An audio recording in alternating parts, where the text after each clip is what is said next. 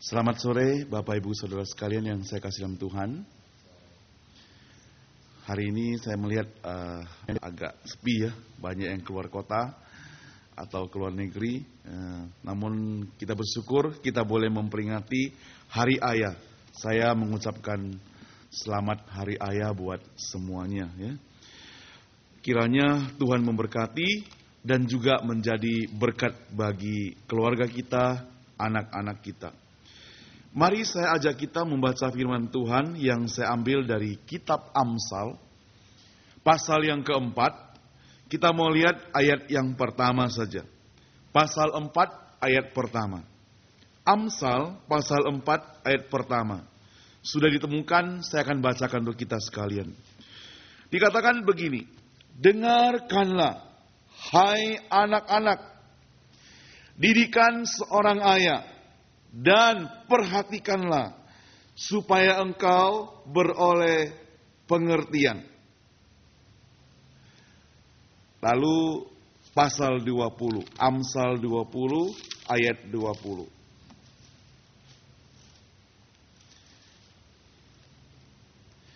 Siapa yang mengutuk ayah atau ibunya, pelitanya akan padam pada waktu gelap. Satu ayat yang cukup terkenal yang akan saya bacakan untuk kita dalam Keluaran pasal 20 ayat 12. Di situ dikatakan, hormatilah ayahmu dan ibumu supaya lanjut usiamu di tanah yang diberikan Tuhan Allahmu kepadamu. Kita masuk dalam doa. Kami bersyukur kepadamu Tuhan, kalau pada sore hari ini kami kembali boleh beribadah. Kami bersyukur kepadamu karena pada hari ini kami memperingati Hari Ayah. Kami sudah membaca firman-Mu. Tolonglah hamba-Mu, berikan hikmat supaya firman Tuhan yang akan disampaikan sungguh menjadi pedoman hidup bagi kami semua. Dalam nama Tuhan Yesus kami berdoa. Amin. Saudara, seandainya hari ini kita memiliki uang yang banyak, seandainya kita memiliki intan berlian, tetapi untuk membeli rumah mungkin tidak soal, untuk membeli mobil yang mewah mungkin tidak masalah. Tetapi saudara, ayah, orang tua kita itu tidak bisa kita beli. Saudara, sore hari ini banyak hal yang bisa kita dapatkan. Banyak hal yang bisa kita ganti kalau kita mau. Tapi ayah sekali lagi tidak. Kalaupun diganti oleh mama kita, nantinya jadi ayah tiri. Saudara, ayah kita itu kita tidak bisa memilihnya. Kadang ada anak yang mungkin waktu kecil tidak mengerti, dia merasa iri kepada anak yang lain. Kenapa? Karena papanya itu lebih kaya. Dia juga merasa tidak suka kepada kehidupan dia. Kenapa? Karena papa orang itu lebih gagal misalnya. Saudara, sesungguhnya itu model pemikiran dari seorang anak yang sesungguhnya tidak bisa diganti. Banyak kesaksian yang kita dengarkan ketika kita memperingati Hari Ayah. Di situ kita melihat ada orang mengatakan dia dipengaruhi hidupnya oleh karena ayah. Ayahnya begitu baik. Kemarin atau hari Jumat malam juga di gereja kami, ada pemuda dan juga orang dewasa bersaksi tentang ayahnya. Mereka katakan ayahku itu luar biasa. Kenapa luar biasa? Karena waktu dia kecil, dia melihat ayahnya itu sangat berperan dalam hidupnya. Pagi-pagi sudah mempersiapkan anaknya, bersihkan sepatunya katanya. Siapkan seluruh kebutuhannya untuk anaknya pergi atau ke sekolah dan sebagainya. Kemudian dia katakan lagi, ada seorang pemuda katakan, ayahku itu keren. Ya, dibandingkan dengan ayahmu. Ya, dia waktu itu ditanya oleh teman yang lain. Dia bilang, pokoknya ayahku keren. Tapi di lain pihak ada orang yang mengatakan, kalau saya ngomong tentang ayah, maka dia katakan, saya tidak punya pengalaman yang indah bersama dia. Kenapa? Karena ayahku tidak bertanggung jawab. Karena ayahku sejak kecil sudah meninggalkan kami. Karena ayahku sejak kecil sudah pisah dengan kami. Saya tidak punya kesempatan mendengar sesuatu yang baik daripada dia. Bahkan merasakannya. Saudara yang saya kasih Tuhan, hari ini sebagian kita, mungkin kebanyakan daripada kita yang pria sudah menjadi ayah. Permisi tanya, saudara menjadi ayah yang baik atau ayah yang tidak baik?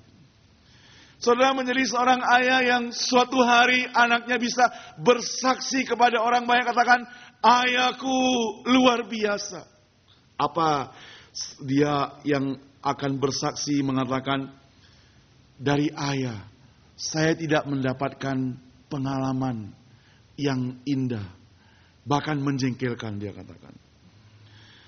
Saudara yang saya kasih Tuhan, kepada mereka semuanya, saya ingin katakan bahwa ayah kita yang ada di dunia ini, ayah yang tidak sempurna. Ada kesalahan. Tapi di dalam ketidaksempurnaan ini, mereka yang sudah mendapatkan firman Tuhan dapat mengajarkan firman Tuhan untuk anak-anaknya. Itu sebabnya di situ dikatakan ada orang yang boleh mendapatkan berkat melalui ayahnya. Sore hari ini dalam waktu yang singkat saya ingin memperlihatkan kepada saudara tuntutan dari orang-orang atau seorang anak terhadap seorang ayah. Itu bagaimana? Ya, saya singkatkan dengan kata father. Father itu kan ayah, ya. Papa kita. Kalau di Indonesia kita panggil papa, bapak. Kalau orangnya agak modern sedikit, maka mulai robah jadi papi, ya. Ya. Sekarang daddy gitu ya. Nah, ini father. Ada ringkasannya ya, ini father.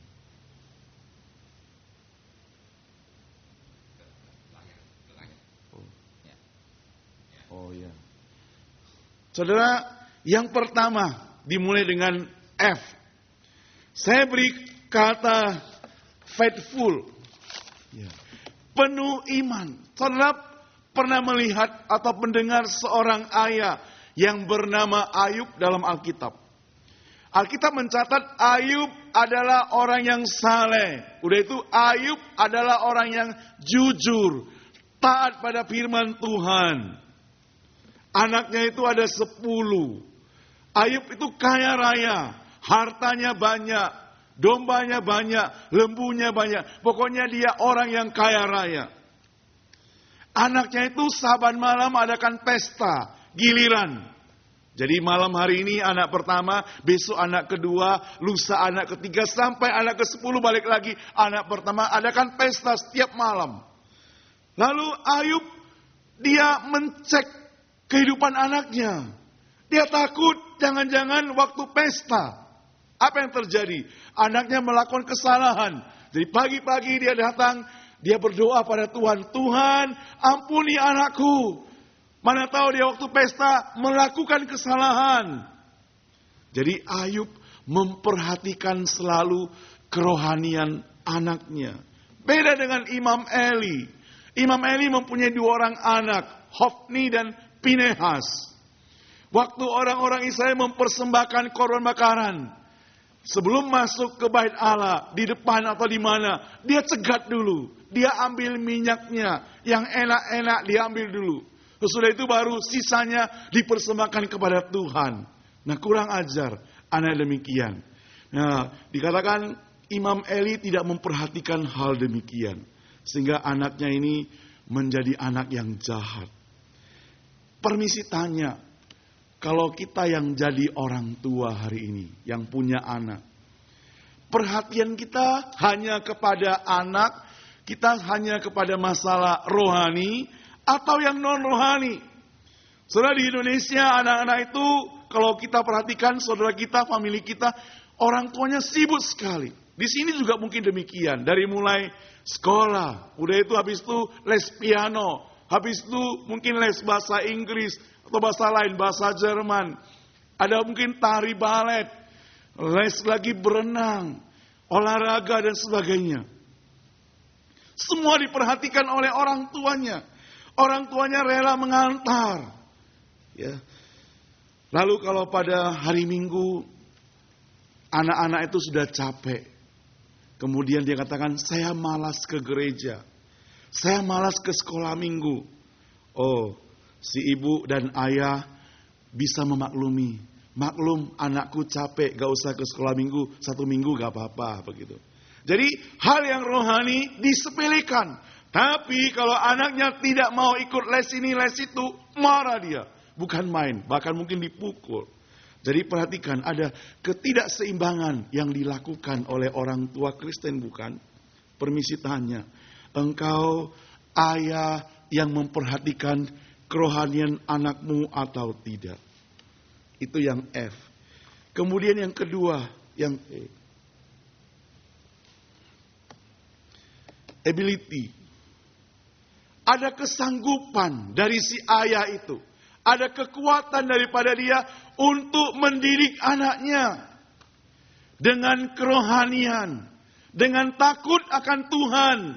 Jadi si ayah bukan hanya rohani sendiri, aktif beribadah sendiri, baca firman sendiri, tidak. Tapi dia juga mengajarkan pada anaknya. Mengapa saya bisa mengatakan demikian? Saudara, Yusuf itu merupakan seorang anak yang takut akan Tuhan. Walaupun sejak dia kecil diperkirakan sudah dijual ke Mesir. Jauh daripada orang tua, jauh daripada koko, jauh daripada cece, jauh daripada sanak saudara. Tetapi dia tetap taat pada firman Tuhan. Kenapa? Karena orang tuanya mengajar. Siapa orang tuanya? Orang tuanya itu bernama Yakub. Saudara, mengapa saya bisa katakan demikian? Saudara, Yakub bukan orang yang sempurna. Alkitab mencatat dia adalah pembohong. Mengapa pembohong? Karena dia mengambil hak kesulungan daripada kokonya. Mengapa hal itu terjadi? Itu juga karena orang tuanya tidak adil. Orang tuanya pilih kasih. Mama lebih sayang kepada Koko, kepada Esau. Kenapa?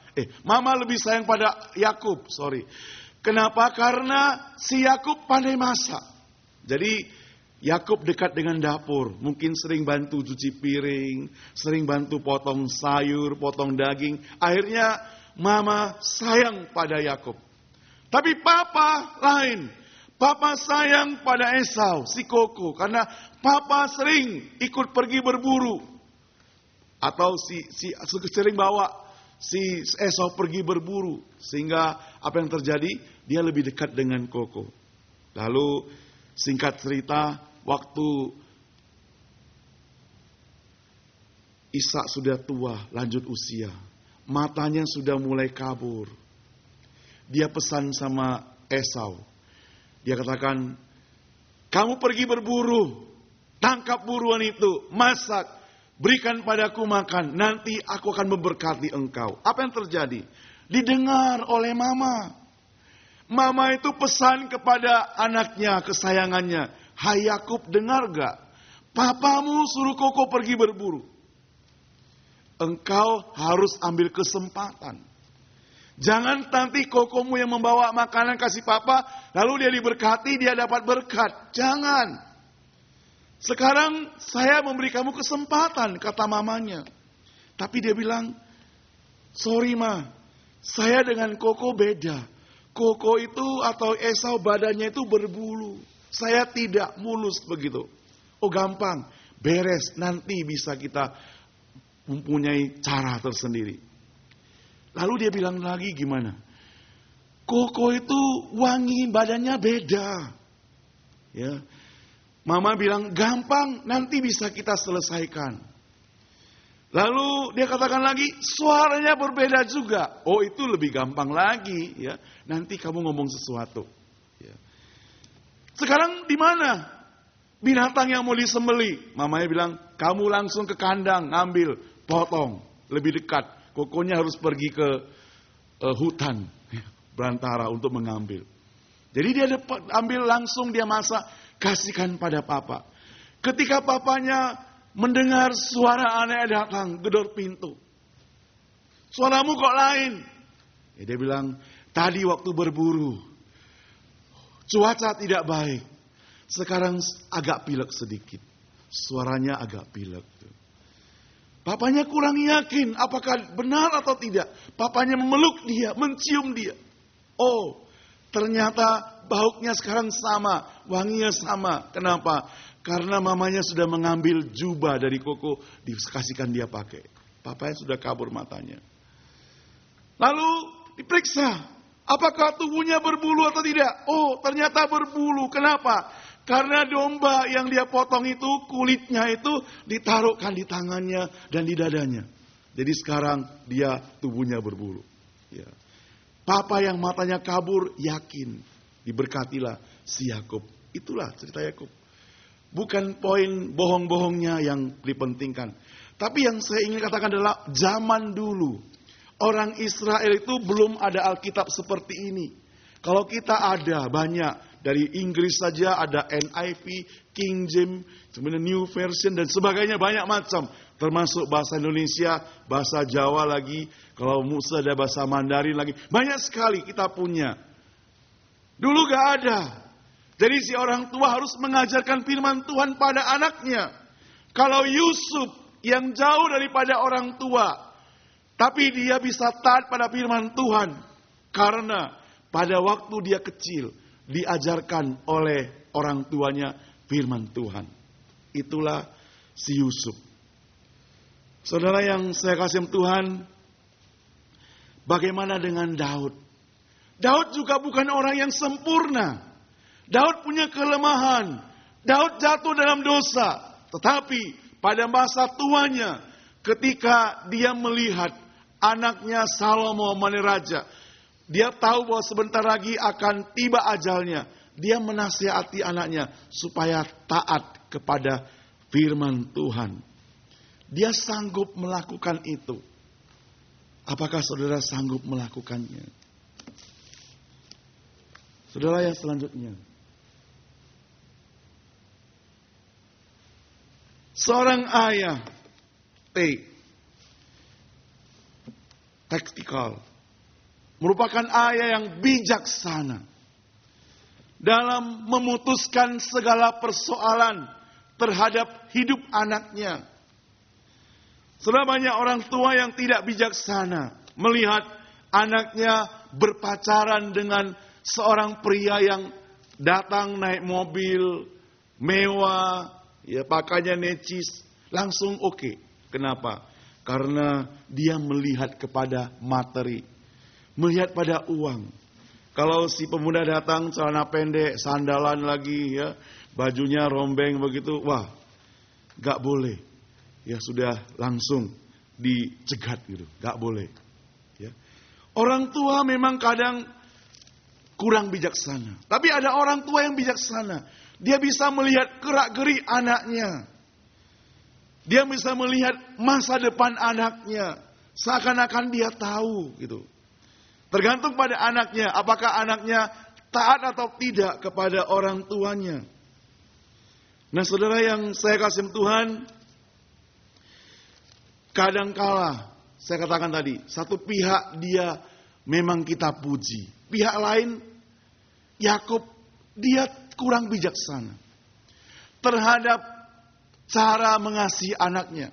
Dia rupanya terikut oleh orang tuanya. Kalau orang tuanya membedakan kasih, maka dia juga membedakan kasih. Apalagi anaknya banyak sekarang. Ternyata dia lebih sayang kepada siapa? Pada Yusuf. Kenapa dia lebih sayang pada Yusuf? Karena dia adalah anak daripada istri yang paling dikasihi, yang bernama Rahel. Saudara, Yusuf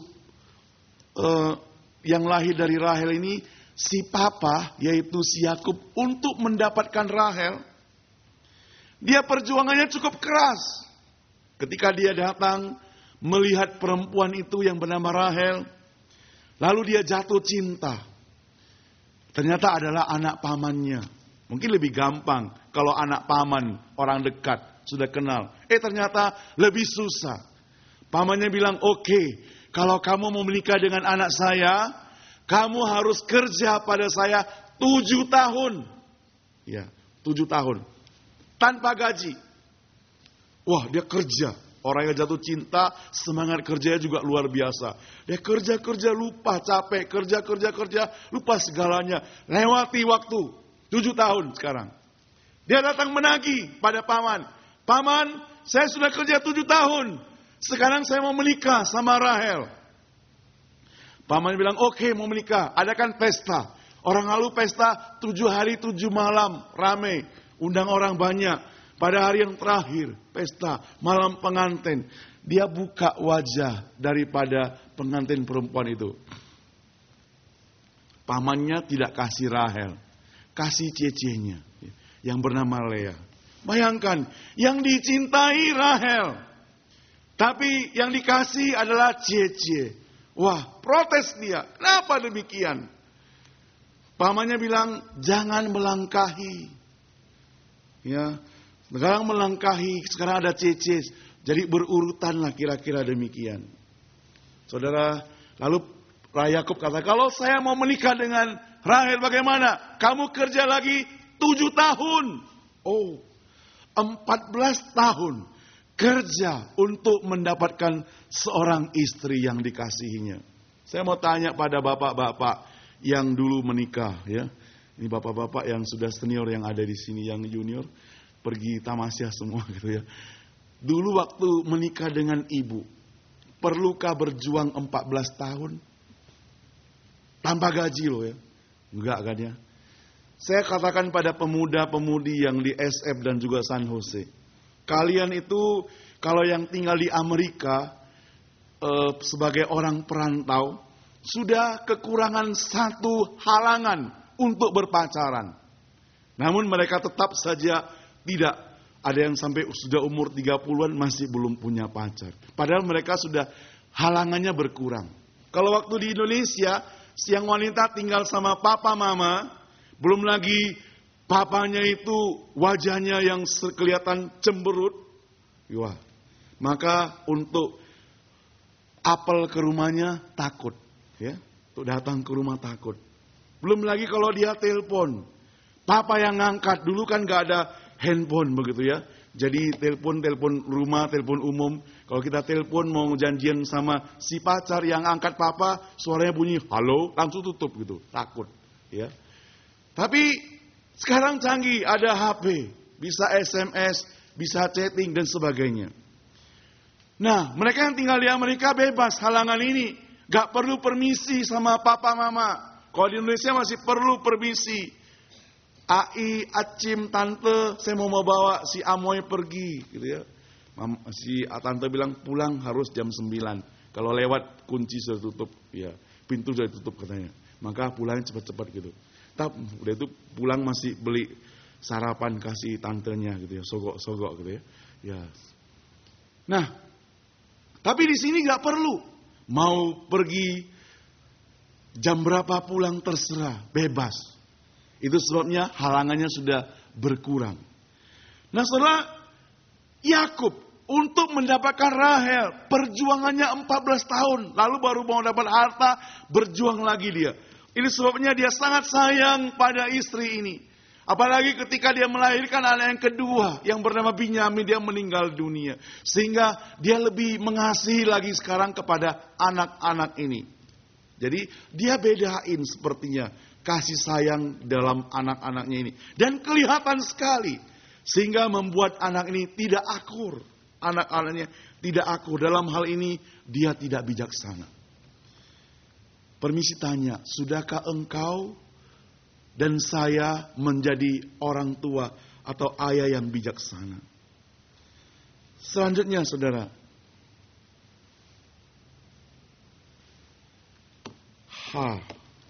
harmoni. Bagaimana keharmonisan hubungan si ayah dengan si anak? Seringkali kita menemukan ada si ayah dengan anak seperti kucing dengan anjing.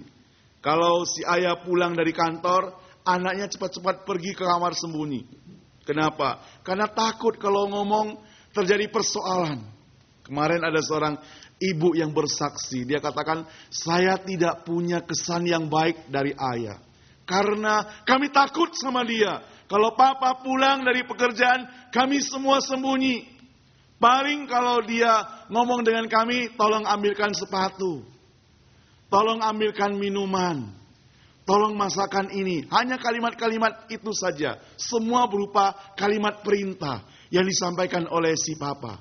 Maka si ibu ini katakan, dia tidak punya kesan baik daripada ayahnya. Hubungannya kurang harmonis. Dia ketika semua teman-teman bersaksi tentang kebaikan ayahnya, dia tidak punya kesaksian untuk kebaikan ayahnya.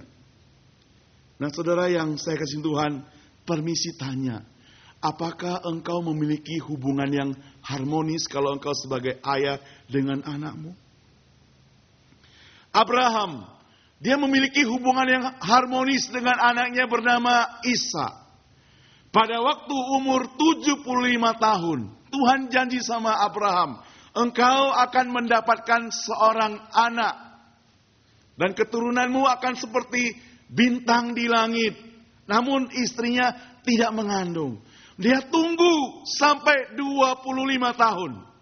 Berarti waktu itu sudah umur 100 tahun. Pada waktu anaknya lahir dia umur 100 tahun. Lalu dia besarkan Ishak. Sampai umur 25 tahun. Apa yang terjadi? Tuhan perintahkan bawa anak itu ke gunung. Persembahkan kepadaku. Saudara Abraham taat atau tidak? Oh dia taat. Malam hari dia bawa pada waktu subuh. Dia bawa anak itu naik ke atas gunung. Anak yang 25 tahun, seorang pemuda yang kuat, gagah saya yakin. Dia tidak melawan orang tuanya. Kenapa? Karena saya lihat pasti ada hubungan yang harmonis antara dia dengan papanya. Kalau tidak, dia melawan. Anak model zaman sekarang, jangankan tengah malam dibangunin gitu ya. Mungkin waktu dia tidur siang dibangunin, protes, marah-marah sama orang tuanya. Tapi anak-anak GI Sacramento gak ada yang demikian. Orang lain mungkin ya. Saudara yang saya kasih Tuhan, permisi tanya, ada hubungan yang harmonis engkau dengan anakmu? Selanjutnya saudara, ada rasa empati. Kalau di dalam psikologi dikatakan empati ada memperhatikan orang itu, merasakan penderitaannya, kesulitannya, masalahnya, kita rasakan. Saudara yang saya kasih dalam Tuhan, pernahkah kita merasakan apa yang dialami oleh anak-anak kita sebagai seorang ayah? Pernahkah kita merasakan kebutuhan dia? Di dalam Hakim-Hakim 19, coba saudara buka. Hakim-Hakim 19. Hakim-Hakim 19. Saudara, nanti di rumah saudara baca semua. Tapi saya akan bacakan beberapa ayat. Ini terjadi pada zaman itu, waktu itu tidak ada raja di Israel. Bahwa di balik pegunungan Efraim, ada seorang Lewi tinggal sebagai pendatang. Ia mengambil gundik dari Bethlehem, Yehuda. Nah, gundik itu tidak setia. Dia pergi lagi ke rumah orang tuanya. Tinggalkan si pemuda inilah, kita katakan. Lalu pemuda ini pergi cari dia kembali ke rumah mertua. Lalu ayat yang kelima, apa yang bunyinya? Tetapi pada hari keempat, ketika mereka bangun pagi-pagi dan ketika orang Lewi berkemas untuk pergi. Nah, waktu itu menantunya mau pergi, sudah mau pulang. Berkatalah ayah perempuan muda itu kepada menantunya, segarkanlah dirimu dahulu dengan sekerat roti, kemudian bolehlah kamu pergi. Jadi dia tahu kebutuhannya, suruh dia makan dulu. Segarkan tubuhmu dulu, engkau capek, sudah lama dalam perjalanan mencari istrimu. Sekarang segarkanlah dirimu dahulu. Saudara, dengan kalimat yang pendek ini membuat si menantu tinggal lagi beberapa hari. Kita lihat ayat ke-8. Pada hari yang kelima, ketika ia bangun pagi-pagi untuk pergi, berkatalah ayah perempuan muda itu, mari segarkanlah dirimu dahulu, dan tinggallah sebentar lagi sampai matahari surut. Dengan omongan yang pendek dari seorang mertua, membuat si menantu tidak jadi berangkat lagi. Lalu ayat yang ke-9 juga demikian. Saudara, lihat begitu rasa empati daripada seorang mertua terhadap menantu. Dia perhatikan benar. Saudara memperhatikan tidak? Ya, saya tidak tahu. Yang terakhir, saudara. Responsibility. Ada tanggung jawab daripada orang tua. Sehingga waktu anaknya mengenang kembali orang tuanya, dia tahu ayahku itu ayah yang bertanggung jawab. Dalam Lukas 15 ayat 22, itu seorang ayah yang sempurna. Menceritakan tentang anak yang hilang. Pada waktu dia pergi membawa harta kekayaan, si ayah tidak marah. Alkitab mencatat dari pagi, siang, sampai malam. Dia menunggu. Dia berdiri, dia memandang jauh ke sana. Dia memandang anaknya kapan kembali. Saudara yang saya kasih Tuhan, anaknya waktu kembali, dia peluk anaknya. Dia cium dia. Dia kasih dia minyak wangi. Suruh dia ganti pakaian. Adakan pesta. Potong lembu tambun, undang orang banyak, kabarkan bahwa anak yang hilang ini sekarang sudah pulang kembali. Inilah ayah yang bertanggung jawab, yang mengasihi anaknya. Saudara, memang menjadi ayah atau juga ibu yang kita peringati pada 2 bulan yang lalu, itu seumur hidup. Waktu mulai lahir anak kita gendong. Dia kita sebagai ayah. Nanti setelah dia besar, kita juga sebagai ayah. Dia sudah menikah, kita tetap sebagai ayahnya. Dia nakal, kita juga ayahnya. Dia jadi berandalan, kita juga ayahnya. Dia mempermalukan, kita juga ayahnya. Taruhlah kita masuk ke koran. Mulai detik ini, kita tidak mau mengakui dia sebagai anak. Kita tidak mau akuilah sebagai anak kandung. Tetap kita sebagai ayahnya. Saudara, bagaimana dengan kita? Apakah kita ayah yang demikian? Ayah yang mempunyai iman yang teguh? Ayah yang mempunyai kesanggupan? Ayah yang bijaksana? Ayah yang harmonis dengan anak-anaknya? Ayah yang merasa empati dengan anak-anaknya. Ayah yang mempunyai tanggung jawab terhadap anak-anaknya. Saudara, ayah yang di dunia ini sifatnya memang sementara dan terbatas. Pada waktu saudara datang ke Amerika sendiri, ayahmu mungkin di Indonesia sudah putus hubungan. Mungkin pakai telepon. Waktu baru datang setiap hari. Sudah sebulan setiap minggu.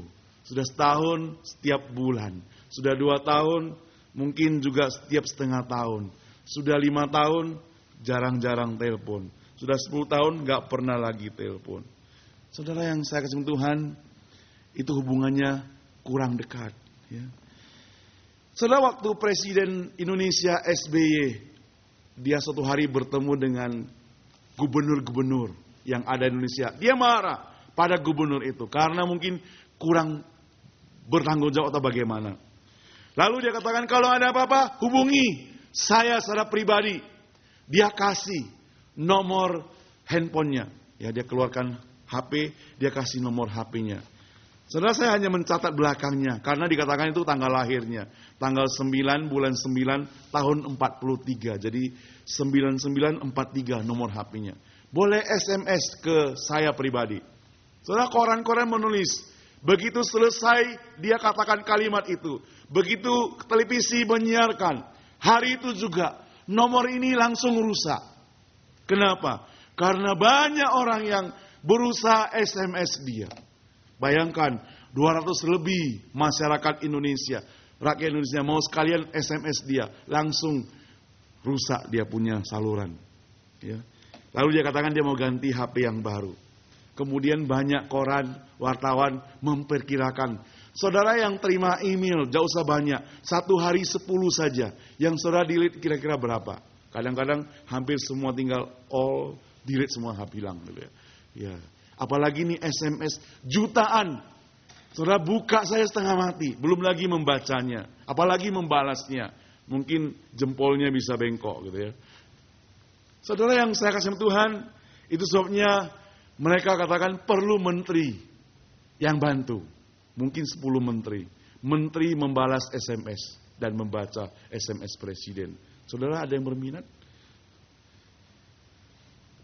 Bagaimana sikap engkau kepada orang tuamu sebagai orang-orang muda atau yang masih punya orang tua? Suatu hari, saudara, ada seorang anak, dia sudah dewasa, sudah menikah, sekarang dia mempunyai anak yang kecil. Tapi papanya tinggal dengan mereka, sudah lanjut usia, sekarang sakit, tidak bisa berbuat apa-apa, selalu ada di kamar, berbaring. Suatu hari dia bilang sama pembantunya, tolong pergi beli keranjang yang besar. Pembantunya tanya, mau apa? Jangan banyak tanya, beli yang besar. Dia beli satu keranjang besar, tengah malam, si papa yang sudah tua itu dimasukkan dalam keranjang itu. Lalu dengan kereta mau dibawa ke hutan untuk dibuang. Anaknya yang masih kecil itu ngintip dari jendela. Melihat gerak-gerik papanya. Lalu dia mengeluarkan satu kalimat, "Pa, kalau sudah dipakai keranjang itu, jangan lupa bawa pulang." Wah, si yang mau buang ini, si anak yang mau buang ayahnya itu bertanya, "Kenapa nak? Engkau suruh saya jangan buang." Dia bilang, "Iya, nanti kalau papa sudah tua, saya tidak perlu beli keranjang lagi," katanya. Hemat katanya. Oh, mendengar kalimat itu, dia tidak jadi membuang papanya ke hutan. Saudara, ini hanya cerita anak-anak. Tapi poinnya adalah, apa yang kita perlakukan kepada orang tua kita. Saudara, tinggal tunggu menuai akibatnya. Karena anak kita bukan anak yang buta. Anak kita melihat perbuatan kita. Itu sebabnya firman Tuhan katakan, hormatilah ayahmu dan ibumu. Dan bonusnya adalah lanjut usiamu. Saudara mau lanjut usia? Hormatilah ayahmu dan ibumu. Kita berdoa. Mohon kesediaan pendeta Fam tutup dalam doa. Tuhan, kami bersyukur Tuhan, karena dengan firman-Mu selalu mengingatkan kepada kami, karena Tuhan Engkau sudah memberi satu tanggung jawab kepada kami sebagai orang tua. Apakah kami bertanggung jawab kepada Engkau dan bertanggung jawab kepada anak-anak kami selama ini? Kalau tidak ya Tuhan, biarlah firman pada hari ini menggugah dan mengubah kami, supaya Tuhan kami sungguh-sungguh menjadi orang tua yang sungguh bertanggung jawab. Dan Tuhan, supaya apa yang Engkau titipkan kepada kami, anak-anak kami itu ya Tuhan, supaya bisa kami didik dan bisa kami bina dan bisa kami Tuhan membawa dia ke arah dalam kehidupan yang memuaskan Engkau menurut kehendak Tuhan.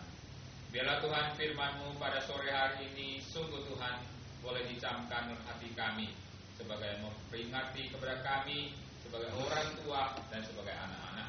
Kiranya Tuhan boleh sungguh-sungguh Tuhan kami bukan saja mendengar, melainkan Tuhan melaksanakannya. Bersyukur kepada Engkau, terima kasih atas firman-Mu, dan Tuhan berkati hamba-Mu yang sudah memberitakan firman-Mu. Kiranya Tuhan pakai daripada hamba-Mu Tuhan untuk menjadi saluran berkat bagi banyak orang lain. Dalam nama Tuhan Yesus kami sudah berdoa. Amin. Terima kasih, Tuhan memberkati kita sekalian.